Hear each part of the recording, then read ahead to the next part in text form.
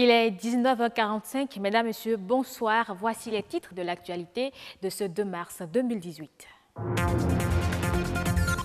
L'école béninoise doit retrouver ses lettres de noblesse. Plus qu'une nécessité, c'est un impératif. Conscients, les acteurs privés de ce secteur se sont retrouvés pour jeter de nouvelles bases pour le rayonnement de l'enseignement supérieur. Le secteur de la volaille pourrait davantage contribuer à l'économie béninoise. Il faut tout simplement réorganiser la filière. C'est du moins ce que préconisent les aviculteurs. Et puis, même s'ils sont disponibles au Bénin, les appareillages orthopédiques ne sont pas à la portée de toutes les bourses. C'est le constat fait par Heureuse d'Anondé.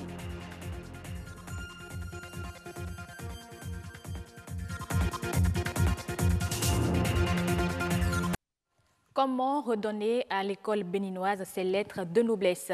La préoccupation est au cœur des échanges de la journée de réflexion sur les établissements privés d'enseignement secondaire.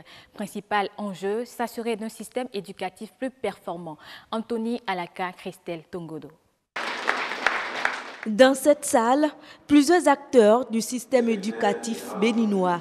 La plupart viennent de l'enseignement secondaire privé. Ils se donnent une journée pour faire le diagnostic de leur secteur, un secteur pas très en forme.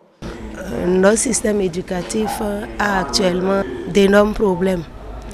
Les problèmes d'amélioration de l'offre éducative, des problèmes de performance.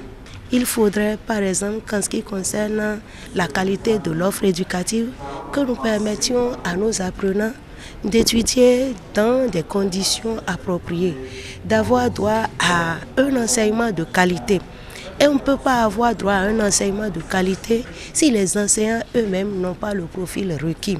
Des préoccupations que partagent l'ensemble des acteurs, persuadés du rôle déterminant que joue le secteur privé dans le système éducatif béninois.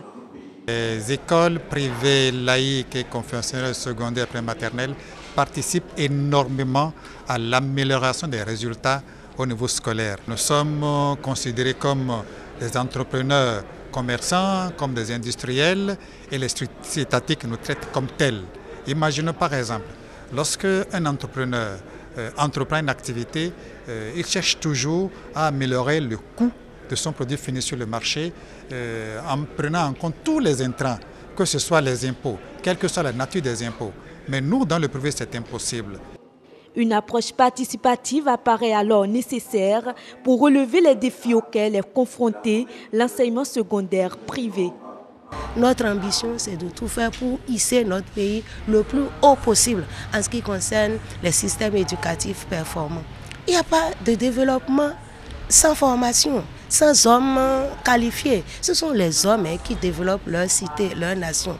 Et il faut qu'ils aient la formation appropriée pour qu'ils poussent leur pays vers le développement. Si vous êtes dans un pays à majorité constituée d'analphabètes, qu'est-ce que vous allez pouvoir faire? La vraie richesse, ce sont les hommes, mais pas n'importe quel homme, des hommes avertis, des hommes compétents, des hommes capables d'insuffler le dynamisme qu'il faut à leur pair pour qu'ensemble, le développement, on l'amorce.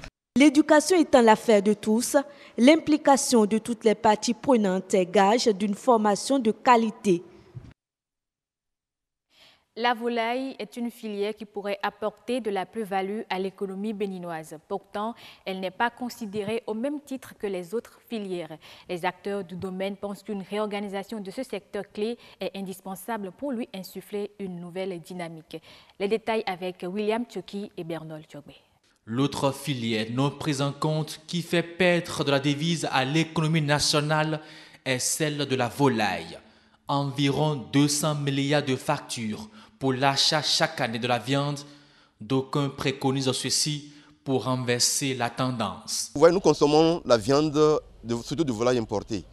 Que le gouvernement finance la production de volaille pour réduire cette facture alimentaire. Et d'autres pays l'ont expérimenté avant nous. Le Sénégal, qui produisait à peine 6 000 tonnes de viande de volaille par an et en importait près d'une vingtaine de tonnes, a mis en politique une politique sous-régionale, bien sûr, pour passer de 6 000 à 60 000 tonnes. Et ce faisant, la facture alimentaire est annulée.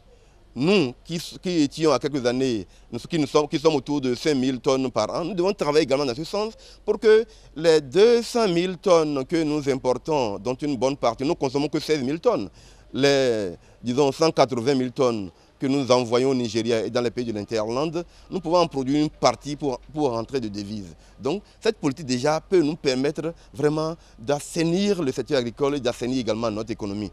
Parce que le coton, c'est vrai, il apporte beaucoup, mais il puise également énormément en termes de ressources environnementales, mais en termes de ressources financières. C'est des milliards qui sont investis tous les ans pour peu de résultats. Alors que les autres filières veulent seulement quelques milliards. Les crevettes. Ouais, les crevettes, à un moment donné, le Bénin était le premier producteur dans la sous-région. Et les crevettes du Bénin étaient très prisées. Alors pourquoi ne pas encourager les producteurs? Surtout que sur la base des travaux qui sont réalisés par ailleurs, le Bénin est dans la catégorie des pays qui sont retenus par l'Union européenne pour envoyer leurs produits là-bas. D'autres pays n'ont pas eu cette chance, le Cameroun en l'occurrence. Nous avons cette possibilité. Encourageons les producteurs, les usines à produire les crevettes pour l'exportation. Et ce faisant, nous allons diversifier les filières, nous allons diversifier notre économie. Elle va se sentir mieux au lieu qu'on continue avec le coton qui ne nous permet même pas de bouger.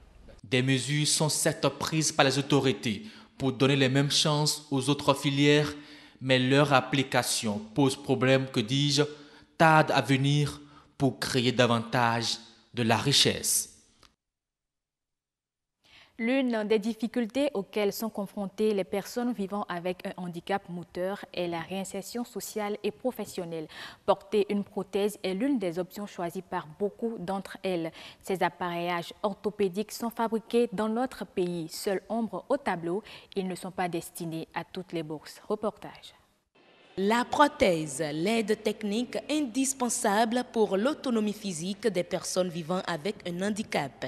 Déjà, j'arrive à marcher sans les béquilles. Ça me permet d'être beaucoup plus autonome qu'avant.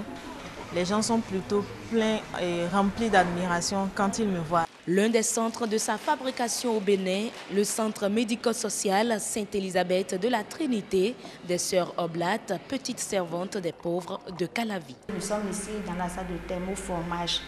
Donc, quand nous prenons la mesure, nous préparons la pâte que nous appelons acalo évidemment, nous faisons l'acalo et c'est la forme finie d'acalo préparée dans la forme du pied que nous avons obtenu. Par exemple, ce patient, il a un problème au niveau de la cheville. Il est venu, après la consultation du médecin, il a été envoyé chez nous.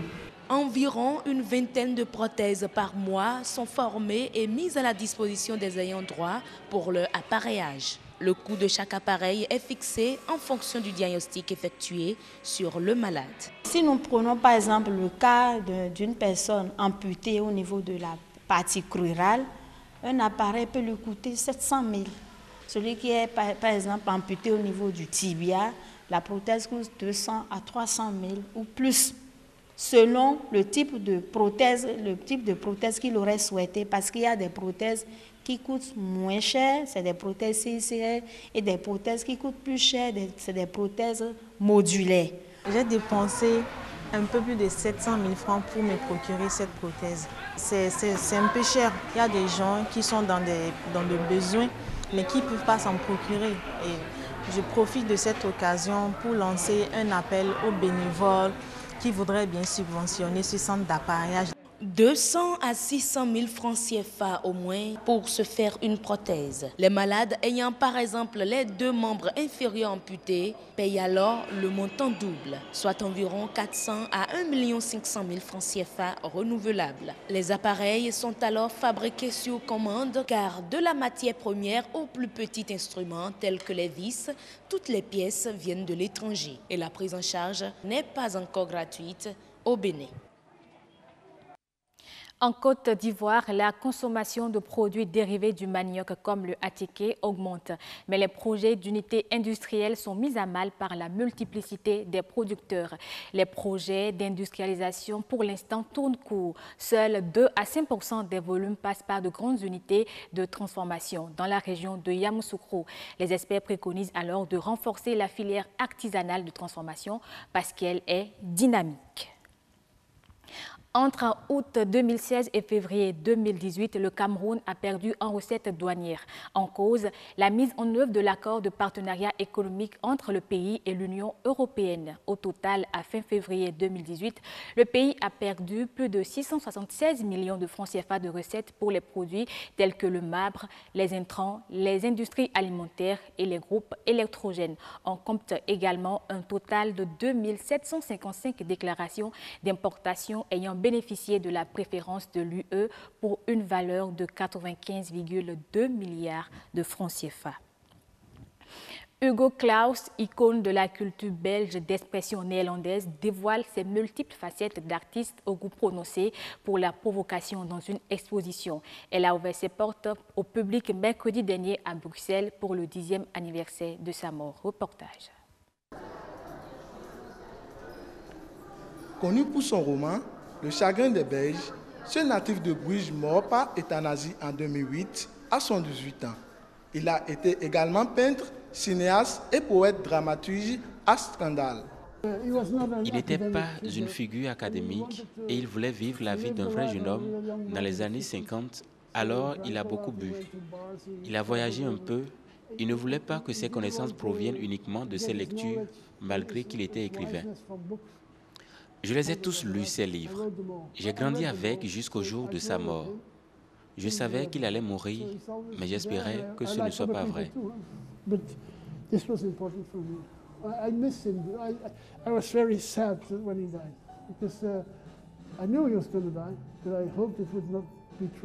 L'exposition se tient au Palais des Beaux-Arts de Bruxelles jusqu'au 27 mai. Tous les aspects de l'œuvre foisonnante de Claus sont abordés en 8 chapitres et présentent à travers des photos, coquilles et affiches.